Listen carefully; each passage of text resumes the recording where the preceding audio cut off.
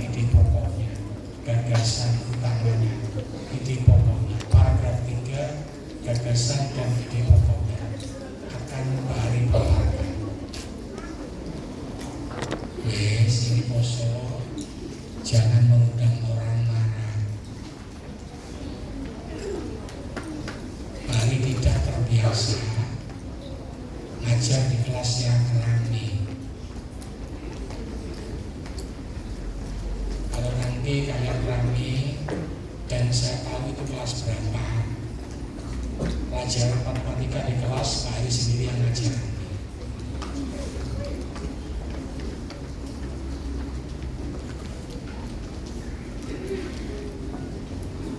Anak-anakku sekalian, mengapa kita fokus pada pelaksanaan pemilu serentak? Karena yang perlu anak-anakku ingat, pemilu serentak yang dilaksanakan di Indonesia hari ini hampir sama dengan pemilu di awal kemerdekaan. Kalau presiden terpilih Prabowo Subianto, Gibran Rakabuming Raka wakil presidennya, saat debat presiden dan calon wakil presiden, beliau memaparkan bahwa sesungguhnya kemerdekaan Indonesia itu diawali dari tahun 1949 secara de facto dan secara de jure. Secara de jure Indonesia itu merdeka 1945. Mengapa presiden terpilih Prabowo Subianto si gemoy itu memaparkan bahwa kita ini merdeka tahun 49. Karena anak-anak sekalian, pada tahun 50 sampai tahun 59 Indonesia pertama kali telah mencanangkan demokrasi yang pertama. Demokrasi yang pertama yang dilakukan di Indonesia itu dinamakan demokrasi parlementer. Ketika teman-teman kalian mengikuti kegiatan malam hari ada di sini, demokrasi parlementer itu mengapa tidak disebutkan? Ya nanti supaya tahu bedanya antara murid Minbuca dengan murid sekolah lain yang ikut belajar di sini. Demokrasi parlementer itu dikenal dengan demokrasi liberal. Liberal itu adalah bebas. Ketika berbicara dengan demokrasi parlementer, itu adalah demokrasi secara bebas. Persis seperti sekarang, ujaran kebencian, mengolok-olok dan menghina presiden, termasuk menghina presiden tolol, presiden kerempeng, presiden punga-punu, itu terjadi karena menganut sistem demokrasi liberal. Yang perlu anak-anakku ketahui, kemudian kamu kalau nyerocos, baru tadi bilang ketahuan kelasnya nanti matematika saya ngajar. Kalau saya ngajar nggak bisa kerjakan, kaki diangkat satu, saya hukum sampai 1 jam begini, tangan kanan pegang telinga kiri begini. Ya biar kapok. Kalau tadi di NTS masih rame, nanti saya suruh ke depan, anak laki-laki yang gedot-gedot itu saya suruh ngumpulin. Ya kapok. Gitu. Puasa itu kan cari kebaikan. Jangan mulutnya dia. Demokrasi parlementer yang pertama kali dilaksanakan di Indonesia syarat kebebasan itu muncul, orang Indonesia itu rata-rata kurang ajar. Indonesia termasuk kamu, gak boleh berlari, nanti tiba jatuh, bawa ke DKT jahit. Ya, kalau saya ngantarkan sak suruh ngobras, gak usah dijahit. Dengarkan. Akibat dari demokrasi apa tadi?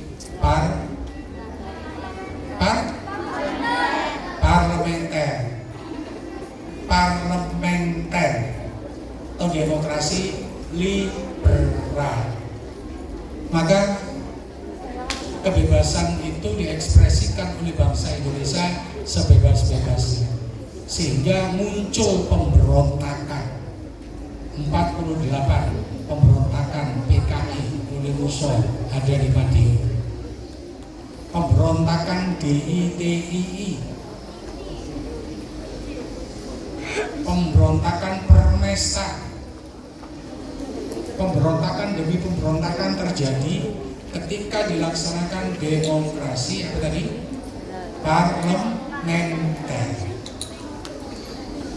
Nah, konteks sekarang cewek yang ngomong. Konteks demokrasi parlementer saat awal kemerdekaan. Karena apa?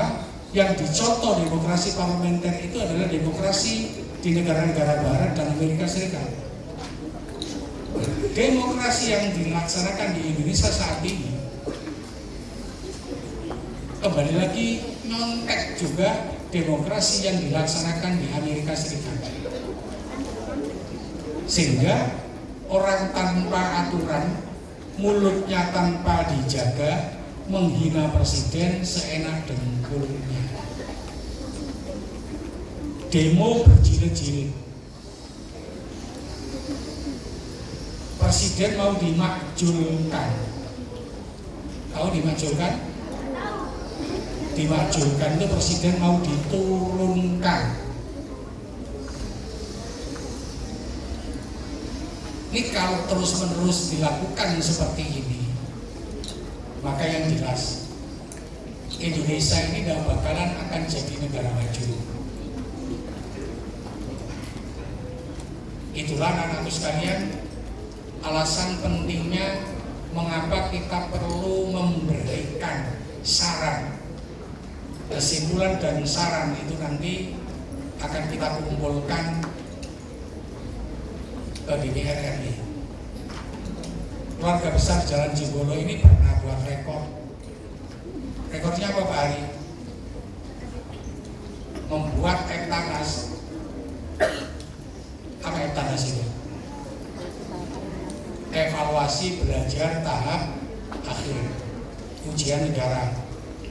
Itu dilaksanakan secara jujur. Itu pernah kita tulis bareng-bareng murid, kita kumpulkan dari MI, MDS, MA, kita kumpulkan, kirimkan ke presiden. Walaupun tidak dijawab secara langsung, faktanya Eptanas dibubarkan. Dulu ketika ada Eptanas itu enak.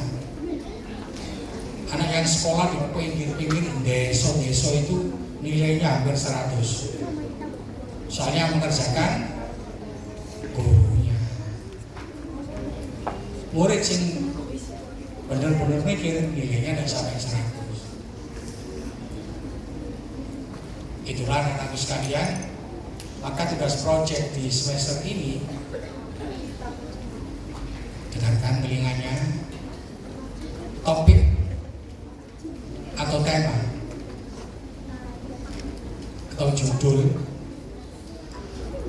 karena judul itu bisa langsung dari topik, dari tema, boleh sama. Dengarkan, belajar berdemokrasi melalui pemilu serentak. Apa judulnya? Loh, apa judulnya pemilu serentak. Apa judulnya?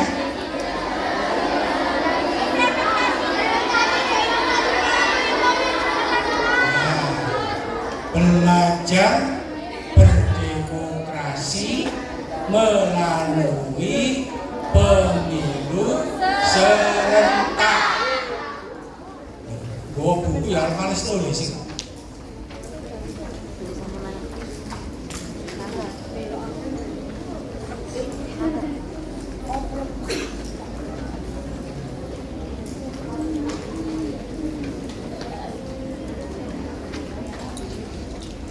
Ya, telinganya dengarkan.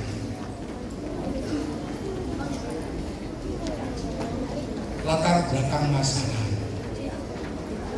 Pendahuluan. Paragraf 1.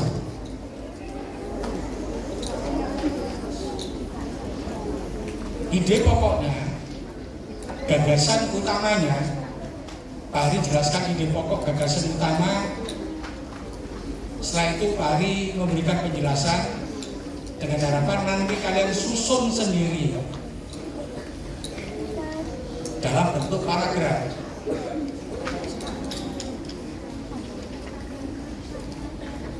Ide utamanya adalah kupinge sambil cepat ditulis. Nanti baru kalau agak kurang telinganya bisa tanya Walas.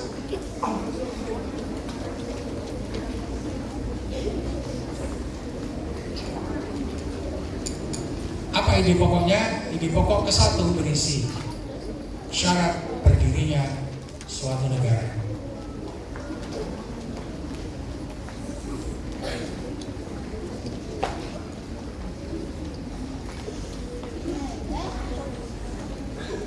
Syarat berdirinya suatu negara. Anak-anakku perlu kalian ingat. Syarat berdirinya sebuah negara itu yang pertama, ingat, harus ada wilayah yang berdaulat.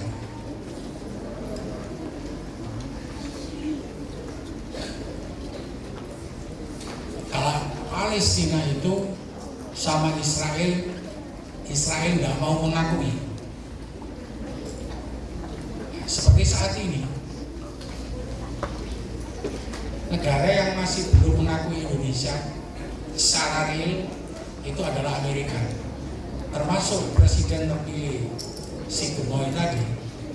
Negara-negara yang lain kepala negaranya sudah memberikan selamat, justru kepala negara Amerika memberikan warning, bukan selamat.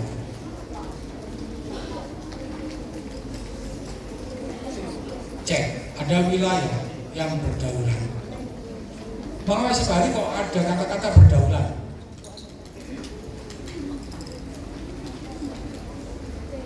Di lingkar timur itu kebetulan rumahnya Pak Hari itu ada tanah luas banget.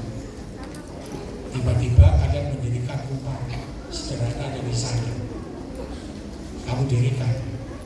Nah, itu tanahnya siapa kita nggak tahu. Dirikan bangunan. Di tepi sungai itu, di sebelah Sir itu ada beberapa bangunan rumah, petak-petak rumah. Petak-petak rumah itu wilayah ada, tapi kejelasan tentang tanah itu tidak jelas itu milik siapa. Itu artinya dia menempati wilayah yang tidak berdaulat.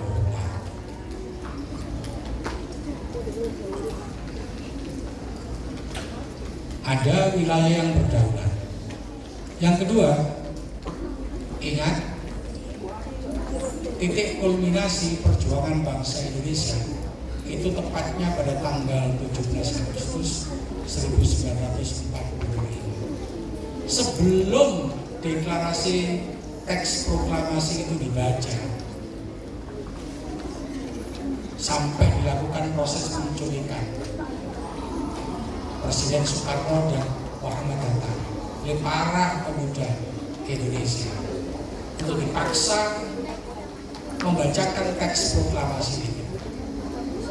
Jauh sebelum tanggal 17 ada rencana kita memerdeka yang dipikirkan pertama kali atau terlebih dahulu itu adalah dasar negara. Makanya muncul panitia kecil kemerdekaan Republik Indonesia, muncul PPKI, muncul BPUPKI. PPKI dan BPUPKI itu bertugas merumuskan dasar negara. Jadi negara itu akan diakui oleh siapapun bila ada wilayah yang berdaulat, ada apa tadi? Loh, ada dasar negara.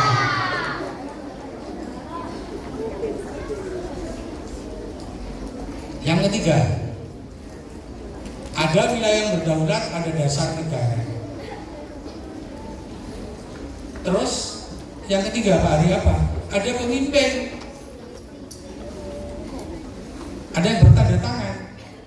Saat itu Indonesia ditandatangani atas nama bangsa Indonesia, Soekarno Hatta. Ingat itu. Proklamasi. Kami bangsa Indonesia menyatakan dengan ini kemerdekaan negara Republik Indonesia. Terus hal-hal yang mengenai pemindahan kekuasaan dan lain-lain diselenggarakan dengan cara seksama dan dalam tempo yang sesingkat-singkatnya. Jakarta, 17 Agustus 1945, atas nama bangsa Indonesia, Soekarno Hatta.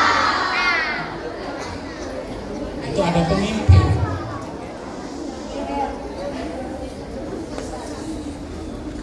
Terus balik apa lagi? Ada rakyatnya.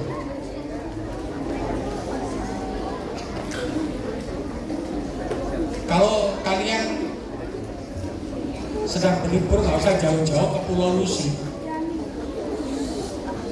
Naik speedboat ke Pulau Lusi. Tahu Pulau Lusi? Pulau Lusi ya, bukan Pulau Nusi. Lusi. Di mana itu?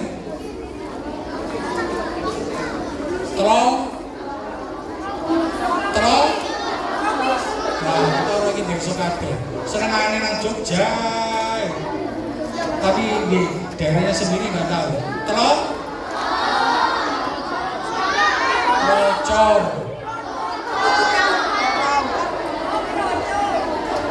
Wes. Dan menurutnya, ketika kalian bisa nyebrang ke Telocor, maka di situ akan ketemu pulau yang tidak berpenghuni. Tiba-tiba kalian di sana mendeklarasikan diri, inilah negara baru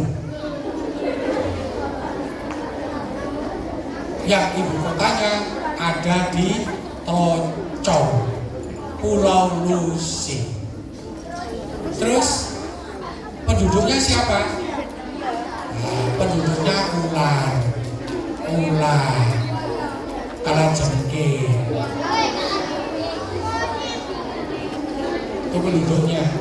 Nah, kalau penduduknya itu apa diakui sebuah negara? Tidak diakui. Terus berikutnya apa? Ada bendera negara. Kalau dulu saat 17 Agustus Ibu Fatmawati yang jahit dengan tangan, karena belum ada mesin jahit. Dalam bahasa Jawa didondomi.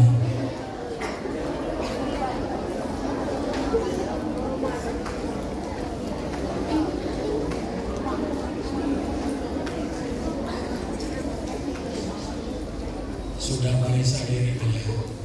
Nanti Pak Ari ke sana, saya suruh maju, saya tanya ini kelas berapa, ketemu kelasnya, nanti matematika kalau kelas 6 yang biasa diajar oleh guru, Pak Ari yang ngajar.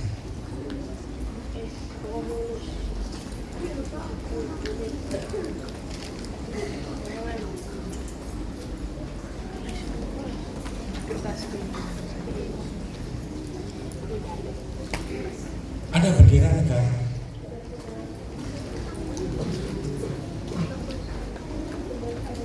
Itu tadi di paragraf yang pertama. Ya tadi paragraf yang pertama itu berisi apa? Loh, syarat berdirinya negara. Sekarang paragraf yang kedua. Paragraf yang kedua, ide pokoknya.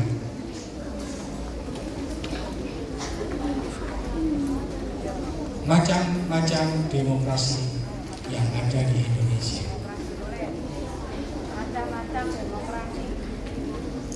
Macam-macam demokrasi yang ada di Indonesia. Yang pertama, tadi Pak Ari sudah sebut di awal. Demokrasi pertama yang diterapkan di Indonesia adalah demokrasi parlementer.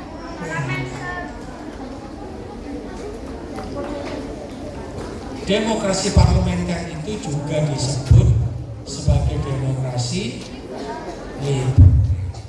Demokrasi yang memberikan kebebasan setiap warga negara.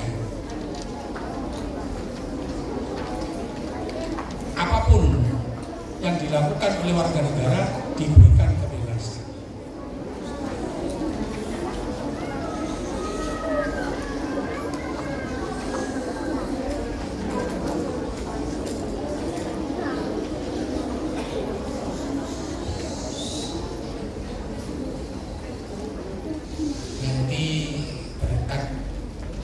Dan 1-2 anak yang jadi korban satu kelas.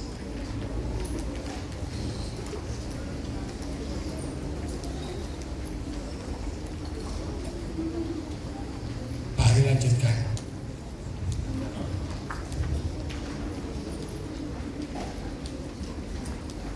Kalau kalian tidak percaya, bisa testimoni, tanya. Itu muridnya Pak Ari semua itu di belakang. Ada Mr. Hafid, itu muridnya Pak Ari. Ada di Sofi, Men Sofi, itu murid saya dulu. Dia di sini. Dan ada Men Opta, itu juga murid saya. Tanyakan, bagaimana kalau dulu diajar Pak Ari, diberikan pertanyaan nggak bisa, cetot kupingnya.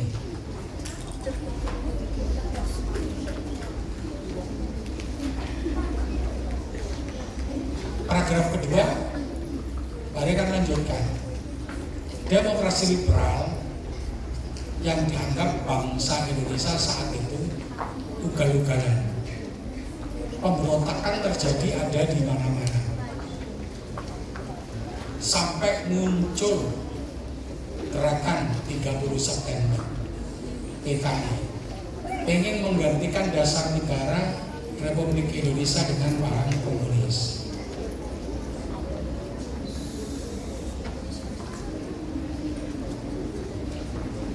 Melihat gelagat warga negara Indonesia yang nggak bisa diatur itu, akhirnya para pendiri bangsa melirik,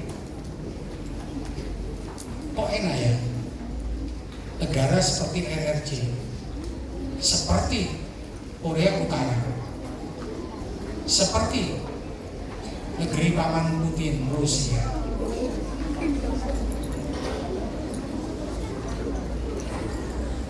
Kim Jong Un itu kalau menghukum warga atau masyarakatnya, ambil saja contoh, mengapa Korea Utara kemarin tidak terjangkit virus corona?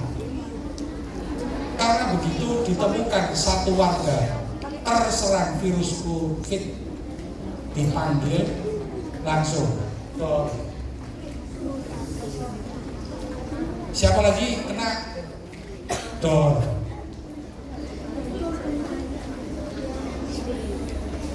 Akibatnya apa? Negaranya enggak terserang virus. Jadi banyak negara itu kena, negaranya enggak kena. Mengapa kok enggak kena? Ketika ketahuan salah satu warga negaranya kena virus, langsung pindah. Ketika tahu warganya korupsi,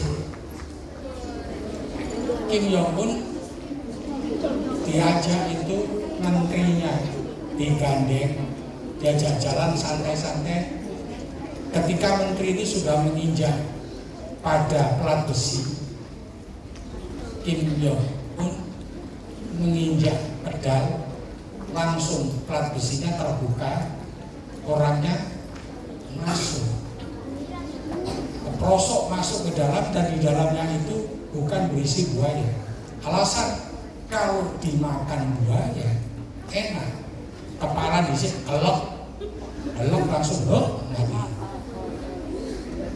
Ternyata di bawah itu disediakan ikan-ikan, bukan anjing, ikan-ikan yang memakan daging. Apa namanya? Kalau saya aliran B, masuk, dia akan tersiksa, dicapik-capik oleh ikan satu persatu anggota tubuhnya. Dia akan merasakan sakit, kesakitan yang tidak ada. Akibatnya apa, anak? Amerika sendiri sama Korea Utara hari ini takut, tidak berani. Mengapa? Karena dia punya senjata nuklir yang tinggal pencet, langsung Gedung Putih lenyap. Ambil saja contoh Rusia, walaupun sendiri dikeroyok oleh 48 anggota NATO, dan Presiden Rusia nggak takut sama sekali. Paman Putin itu kemana-mana hanya bawa tas kecil. Nah, tas kecil itu isinya remote. Jadi kalau macam-macam tinggal pencet, modal melayang, hancur itu.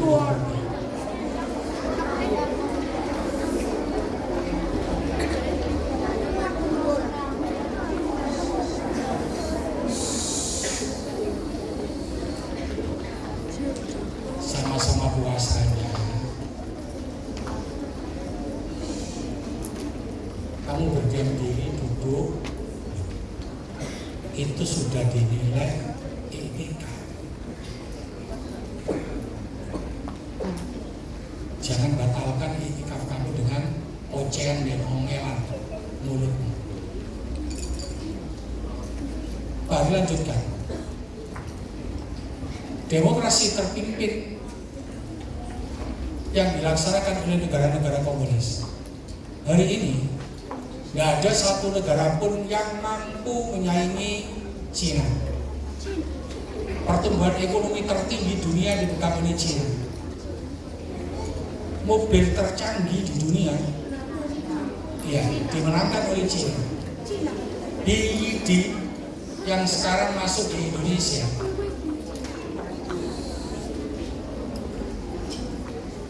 itu Tesla, mobil terbitan Amerika, kalah.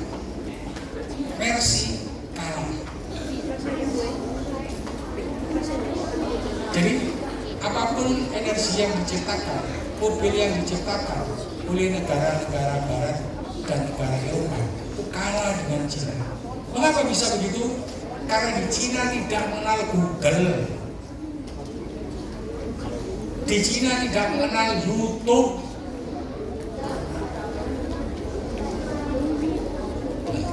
Ada aplikasinya, aplikasi yang ada di sana Alibaba, yang dikontrol oleh pemerintah, namanya Alibaba.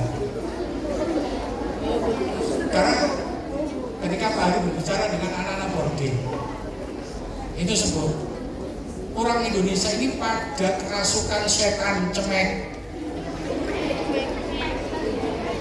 Ini second game Lalu yang mau cemek kodok gepeng. Setan gepeng. Apa itu setan gepeng?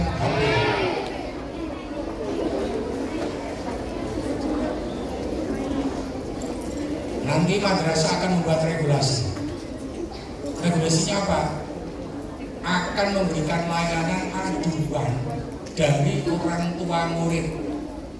Siapa yang putra putrinya di rumah dekem neloni setan gepeng. Buktinya apa? RRC itu bisa mengungguli negara-negara lain ya, berkat tidak adanya yang tadi saya katakan media sosial.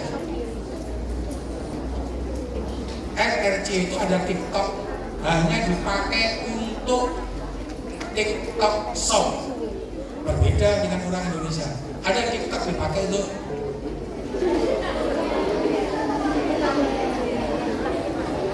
legal.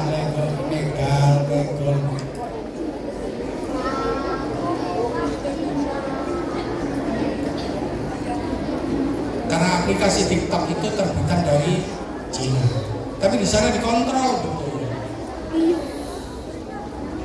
Nah, melihat demokrasi terpimpin yang hebat itu, akhirnya demokrasi liberal itu digantikan dengan demokrasi terpimpin.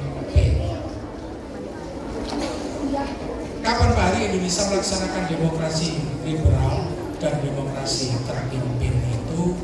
Ketika Indonesia pada masa Orla. Apa Orla itu? Orde Lama. Orde Lama itu presidennya adalah I.R. Soekarno.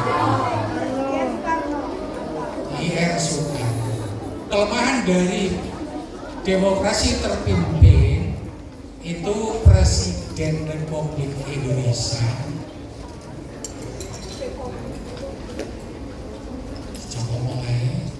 Presiden Republik Indonesia itu masa jabatannya bebas tak terbatas. Sebelum presiden itu mati, maka presiden itu berhak menjabat sampai mati. Itu yang tidak disetujui. Dan alasan yang terpenting lagi, Amerika Serikat saat itu melihat kehebatan Soekarno. Karena Bapak Presiden kita yang pertama itu pengen menjadikan Indonesia mandiri di bidang pangan, pengen menjadikan Indonesia mandiri di bidang energi, pengen menjadikan Indonesia itu mandiri, sekali lagi, mandiri di bidang teknologi. Merasa kepentingan Amerika terancam, datanglah CIA, agen rahasia Amerika itu bukan CEO, CIA dan CEO beda. CEO itu pemimpin perusahaan, CIA itu agen rahasia. Agen rahasia itu punya kehendak untuk menjatuhkan Soekarno. Mengapa Soekarno dijatuhkan? Karena dia melihat gunung emas yang ada di Freeport, gunung emas yang ada di NTT Newmont itu dikuasai semua.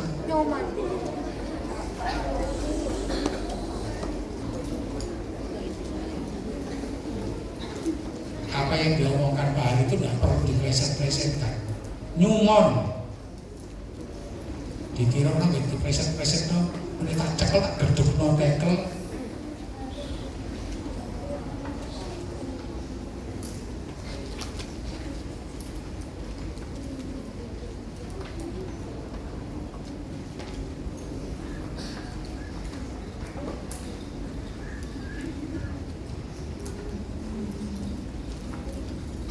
Presiden Soekarno jatuh, Amerika merajalela, dikuasai Freeport, dikuasai Newmont.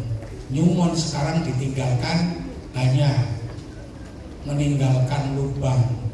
Gunung itu dilubangi mulai dari atas sampai ke bawah, seperti corong.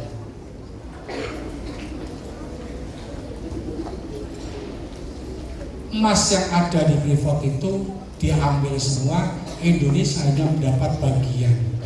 Masuk ke negara 1%, 9%-nya masuk pada pribadi-pribadi. Itulah ketololan bangsa Indonesia. Ketika ketemu pemimpin yang bagus, orang luar itu pengen sesegera mungkin pemimpin itu digantikan oleh pemimpin yang goblok. Apa balik contohnya pemimpin yang goblok? Menjual ayat Al-Quran demi jabatan.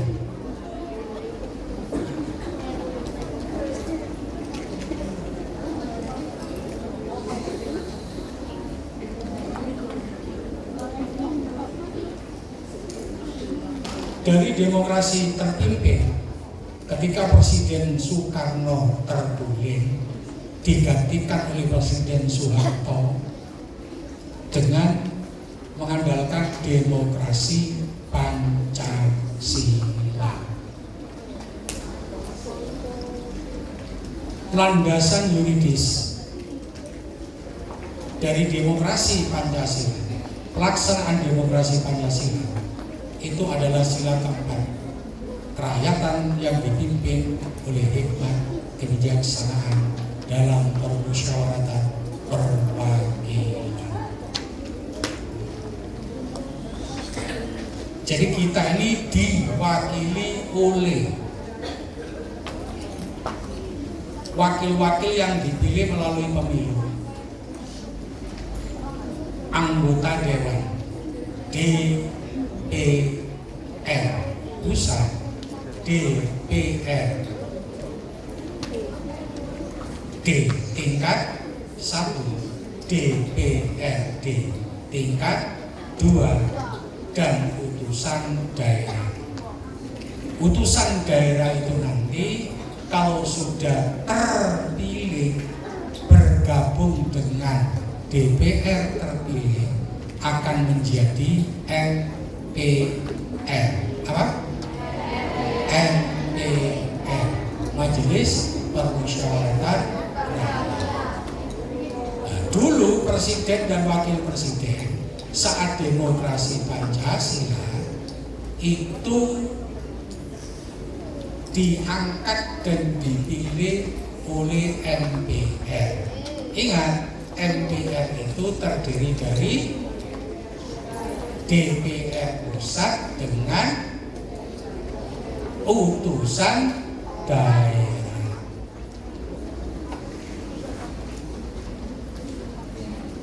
Nah, di demokrasi Pancasila itu memiliki keunggulan kompetitif. Apa keunggulannya? Demokrasi Pancasila itu presiden terpilih harus menjalankan GBHN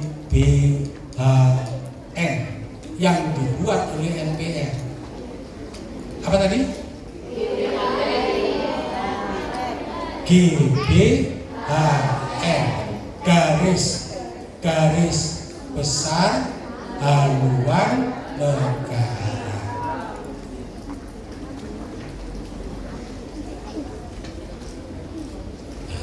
Toh yang terjadi apa?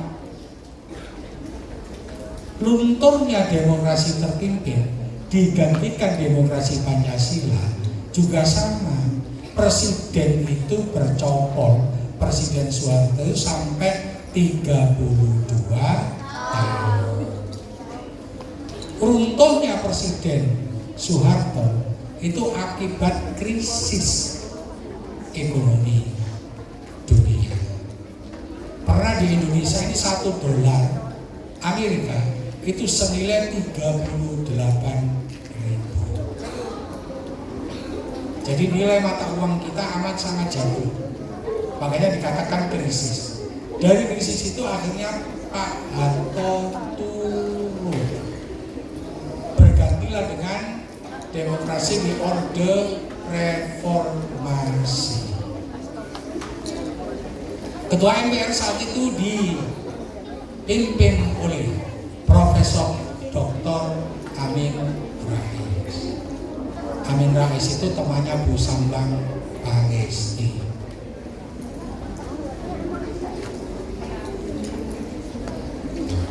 Kamu harus percaya. Jadi Busa Bapak PST itu bisa gemuk karena temannya Profesor Amin Rais. Amin Rais itu lulusan Harvard University. Ketika Amin Rais melihat demokrasi yang dicontoh itu Amerika, dia tidak mempelajari sosiologi dan psikologi bangsa Indonesia. Orang-orang yang ada di Amerika Serikat, orang-orang yang ada di Eropa, itu kalau mau jadi anggota parlemen, yang sekarang anggota parlemen itu terdiri dari DPR pusat dan DPD. Itu adalah orang-orang yang sudah tajir melintir. Mengapa dikatakan tajir melintir ya? Karena saking kayanya. Karena saking kayanya itu, ketika dia mencalonkan diri sebagai anggota parlemen, maka dia tidak mencari proses kehidupan. Parlemen tidak dipakai sebagai landasan dia untuk meraup harta dan kekayaan. Beda dengan kita. Apa Pak bedanya dengan kita? Rakyat Indonesia itu kalau ingin jadi anggota dewan, anggota DPD, tujuannya dipakai untuk bekerja. Akibatnya apa? Ketika dipakai untuk mencari kerja, terjadi proses manipulatif, sogok menyogok agar dia jadi. Dan yang perlu anak-anak ingat, dalam Islam urusan sogok menyogok, hati-hati. Suatu kali kalian kalau sudah besar akan mencari pekerjaan. Di situ akan banyak calon yang menawari untuk sogok menyogok. Sogok menyogok dalam Islam itu tidak berdosa. Dalam Islam, sogok menyogok itu tidak berdosa, tapi langsung diseret oleh malaikat masuk neraka.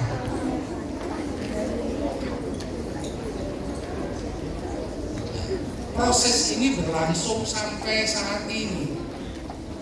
Jadi para anggota dewan itu kalau ingin menduduki jabatan, baik itu di level daerah tingkat 2, daerah tingkat 1 maupun tingkat pusat, itu mempergunakan politik uang. Karena apa? Orang yang ingin menduduki itu tidak seperti yang ada di Amerika dan Eropa, orang-orang yang sudah kaya, yang sudah tajir. Bari orang yang kaya, yang tajir, kayak di Pucang ini siapa? Bu Sandra. Depositonya Bu Sandra itu 3 miliar. Ya, nanti kalau kamu tasakuran, traktir aja men. Uangnya Bu Sandra kami gamil, tajir melintir. Dan mari lanjutkan. Ternyata prosesi demokrasi yang sekarang di era reformasi itu hampir sama dengan proses demokrasi liberal. Santunan sudah tidak lagi muncul, orang saling hina, orang saling ejek, bahkan pertengkaran itu bukan antar partai, tapi antar sesama anggota partai. Saling sikut, saling memfitnah, saling mengolok, saling mengejek. Mengapa itu terjadi? Kembali lagi ke konteks, agar orang lain tersisih, dia sendiri yang menang. Itulah kelemahan daripada demokrasi. Apa tadi? Demokrasi era reformasi. Saudaraku sekalian, sekarang tiba pada saatnya paragraf kedua. Ono sing 4, ono ketiga.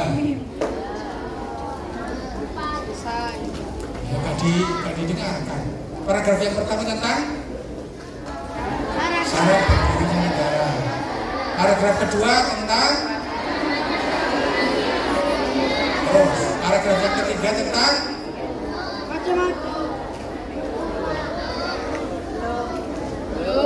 macam-macam demokrasi.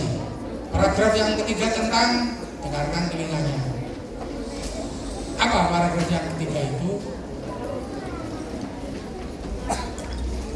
Perhatikan. Perbedaan antara pemilu dengan sistem proporsional terbuka dan sistem proporsional tertutup.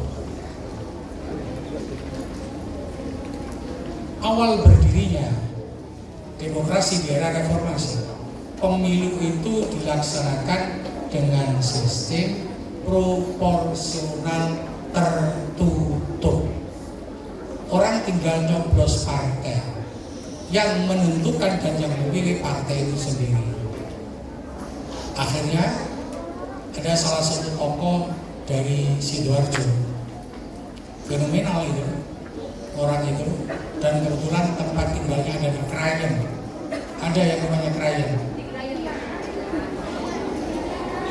Belum Ria. Jadi supaya kelihatan boys, sebut apa? Krayan. Kalau mau izin ke belakang, PIS. Apa itu? IPIS. Itu ada contoh apa itu?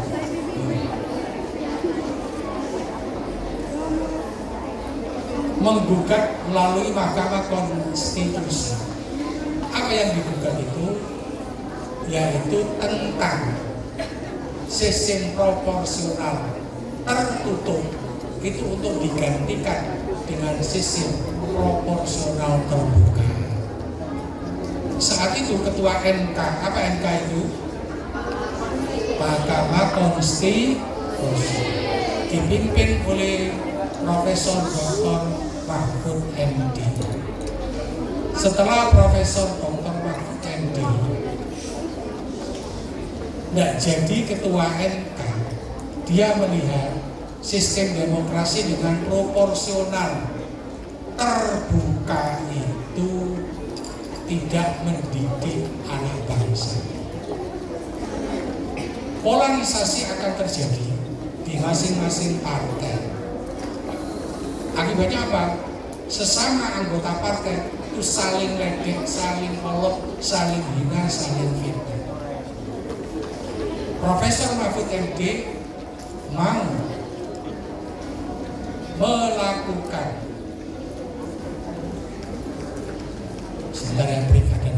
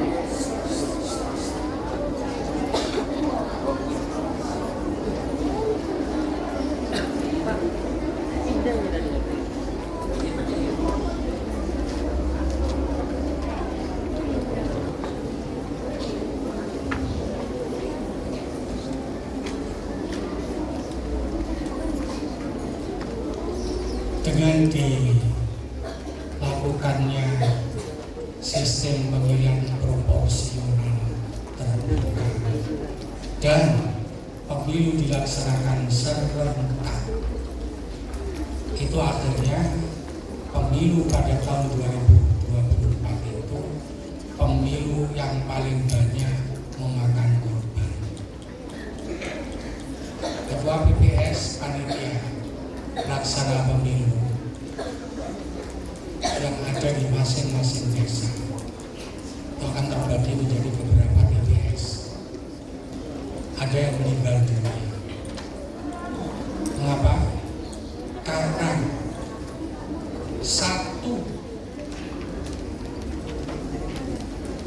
bahan yang harusnya dicoblos itu kalau dibuka selesai. Kalau orang tua manula suruh nyoblos itu kerepotan.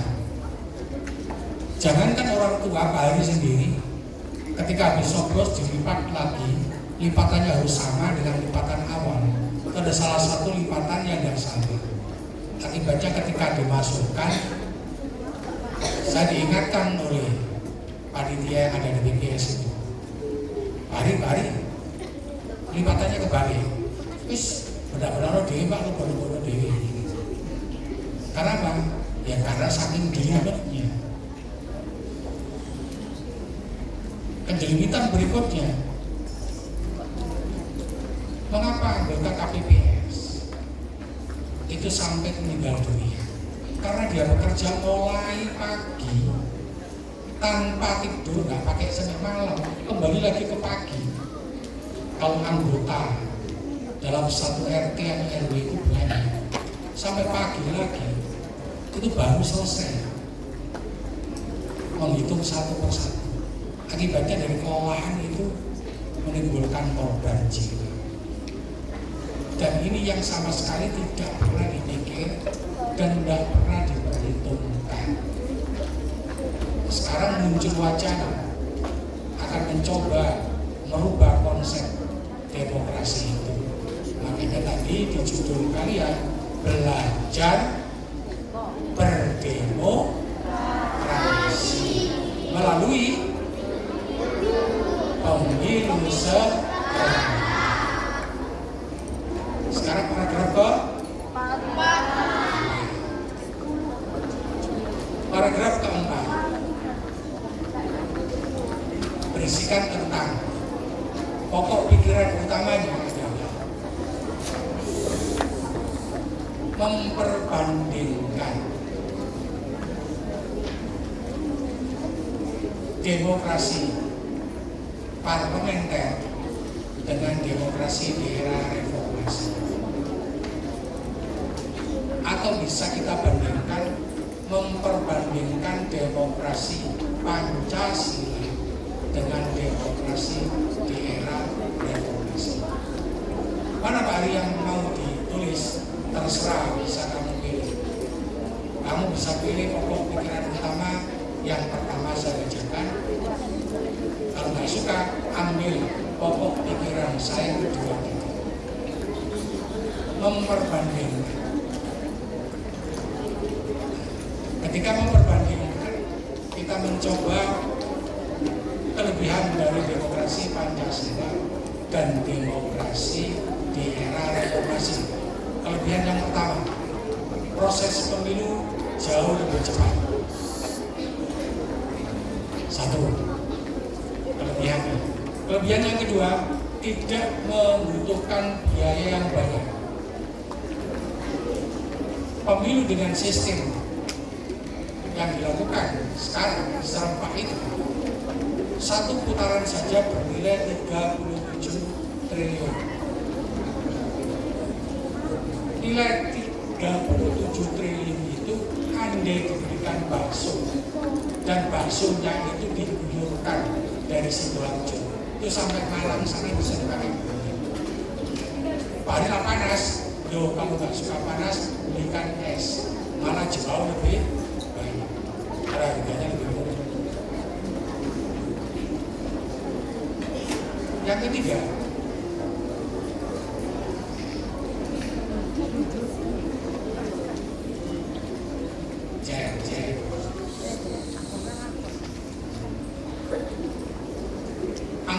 dewan yang terpilih,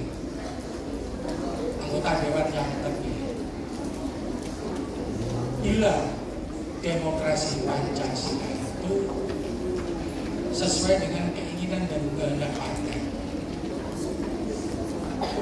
Di masa demokrasi, di era reformasi, keterwakilan dari anggota dewan itu ditentukan langsung oleh rakyat.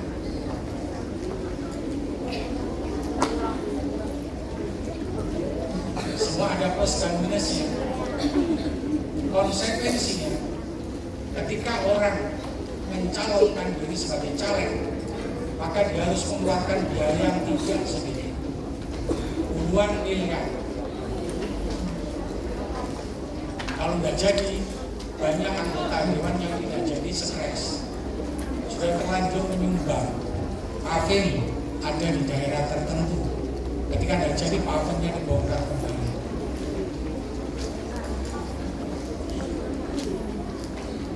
Kalau di tempat bahari, ada anggota dewan nyumbang, bukan bawa paving, tapi dipakai nyumbang meninggikan kuburan makam. Saya nggak tahu beritanya jadi atau tidak, ya saya bilang saja pesan pada teman-teman yang lain yang ada di sana. Mereka ganti ngeduri makan untuk sampai kantor nisor-nisor.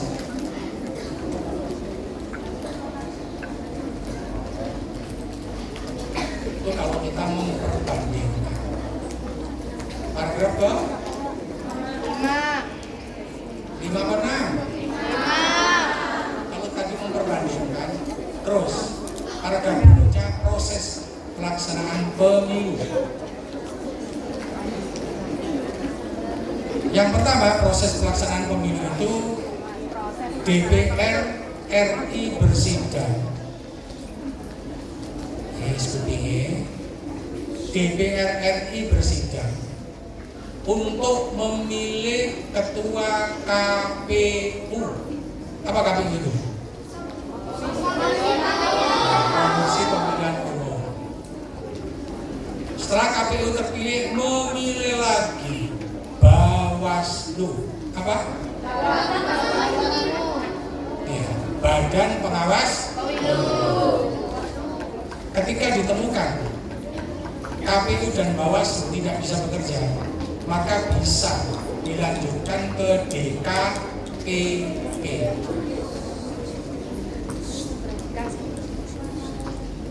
Yang dikatakan DK. Tapi depan itu yang marah-marah ketika warungnya nggak ada yang beli. Bukan DK itu, baru sadar. Sering ke DK yang beli dulu. Dewan Kehormatan.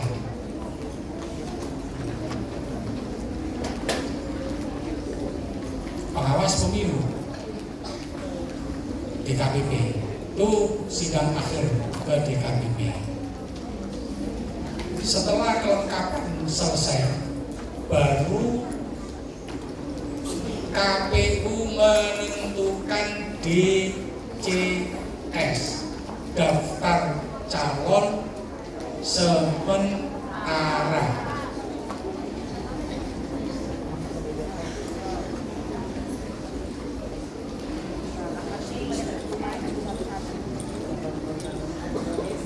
DCS, KPU berharap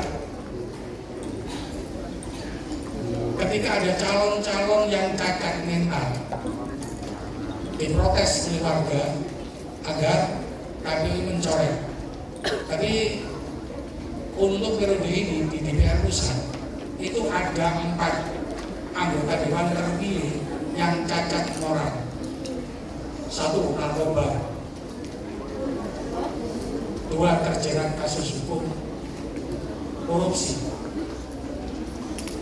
3, terjerat kasus hukum ayahnya koruptor.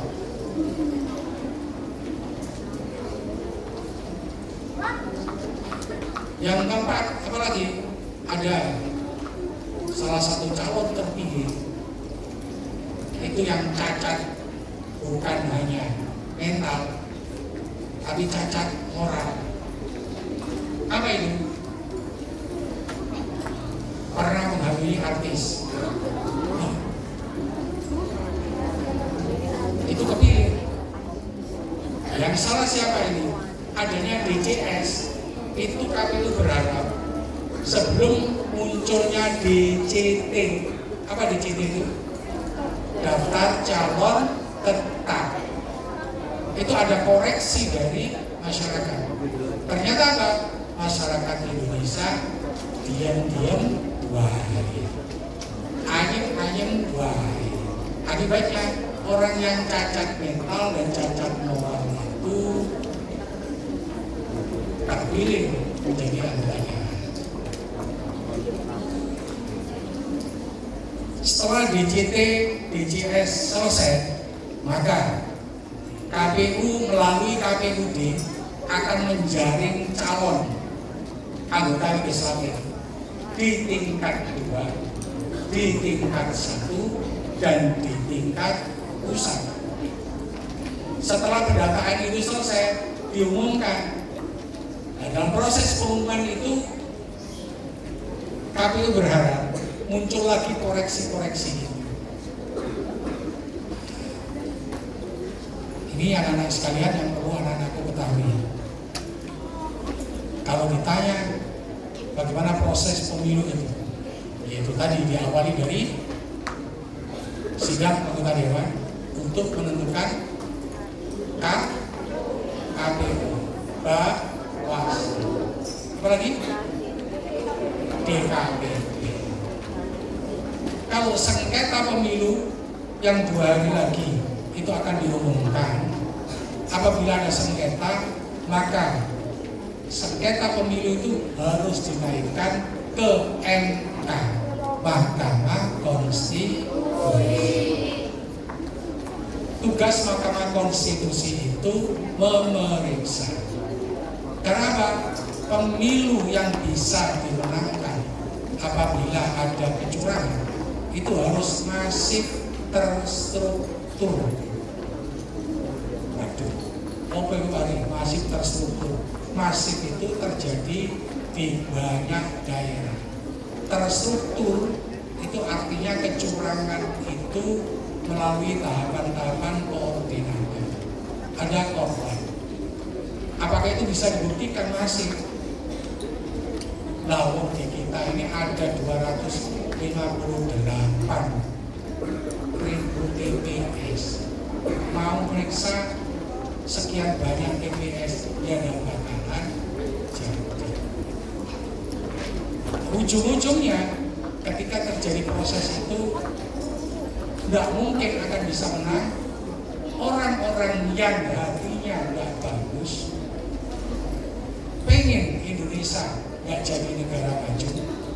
Karena pada anak sekalian, proses hilirisasi itu undang-undangnya sudah dibuat oleh Presiden SBY. Ternyata Presiden SBY tidak berani karena ditentang oleh Amerika dan Eropa. Yang berani hanya Presiden Jokowi. Akibatnya apa? Wis, yang penting butuh Jokowi sing berani. Maka Jokowi harus dimakjulkan. Tahu makjul? Ya, makjul itu dipecah.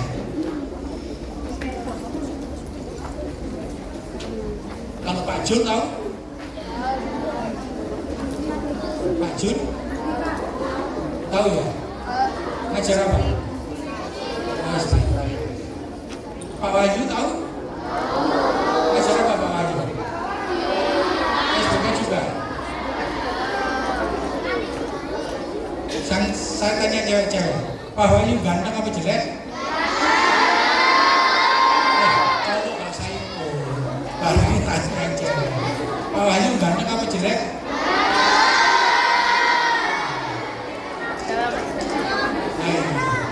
Si umur tapi sebelum ganteng kan? Cek tentang bisa bilang aman. Berikutnya alinea ke berapa tadi? Ke-6. Ya sudah, ke-6 saja, saya tambahkan. Pada banyak. Berlanjut ke pertanyaan penelitian. Jangan lupa ke pertanyaan penelitian itu berdasarkan deskripsi dari latar belakang nasional yang telah kami susun. Maka pertanyaan penelitiannya adalah sebagai berikut. Pertanyaan penelitian sebagai berikut itu Bahari memberi contoh 3 pertanyaan penelitian. Bisa diambil salah satu, boleh. Kalau ingin dapat nilai yang bagus, 3-tiganya dipakai, boleh. Apa Bahari pertanyaan penelitiannya? Pertanyaan penelitian yang pertama,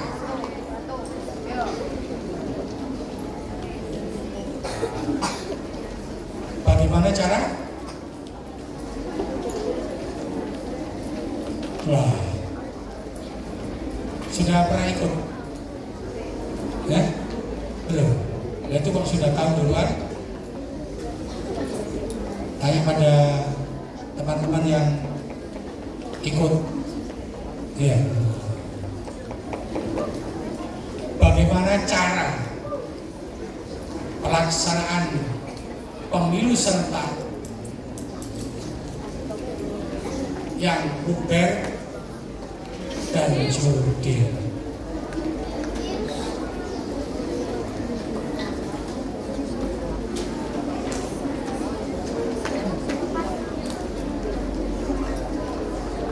Yang kedua,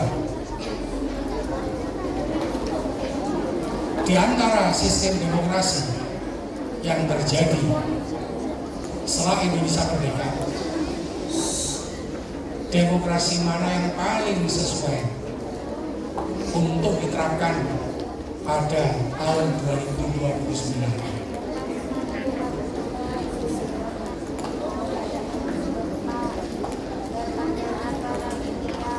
Tiga,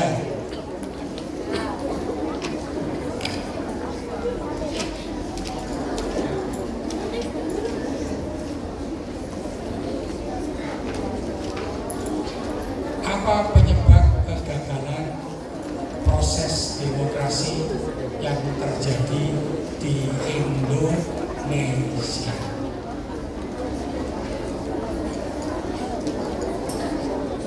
Bisa kalian jawab dengan berdasarkan uraian yang telah Pak Bahari jabarkan. Baru pembahasan itu dari uraian yang dijabarkan tadi, terus saran.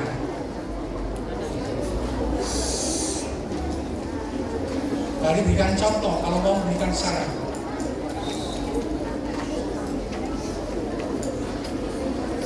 Buat undang-undang pelaksanaan pemilu yang ramah terhadap manusia. Artinya apa? Orang-orang yang berusaha lanjut itu tidak mengalami kesulitan ketika harus mencoblos.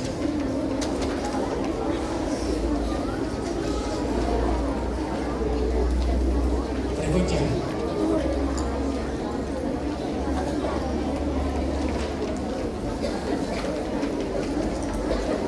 pertimbangkan untuk kembali ke demokrasi Pancasila dengan memberikan batasan pada masa jabatan presiden.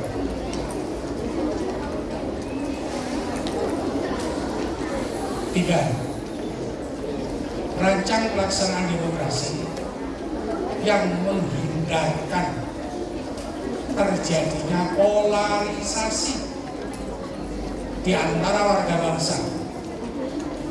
Ingat itu, pemilu yang lalu 2019 terjadi polarisasi sehingga ada kadrun, ada cebong.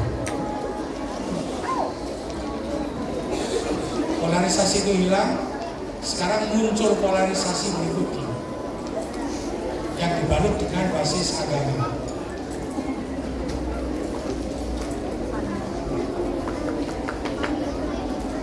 Ada calon presiden yang seolah-olah alim dan seolah-olah santri.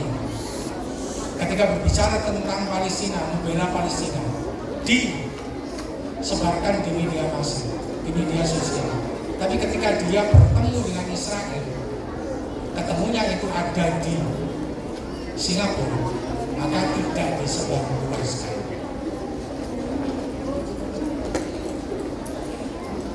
Ini yang perlu kita temukan.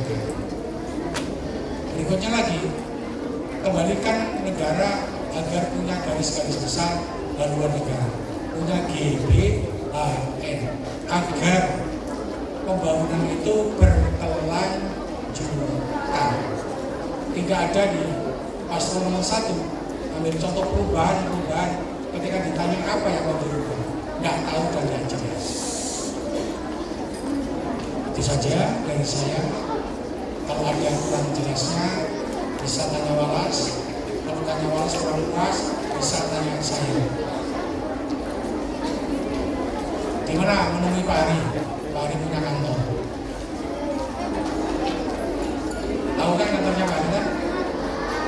Tahu. Kalau tidak tahu kantornya Pak Ari, minta antarkan yang Sandra. Yang punya deposito berapa tadi? Yang Walasnya bikin Sandra, nanti diajak bisa makan.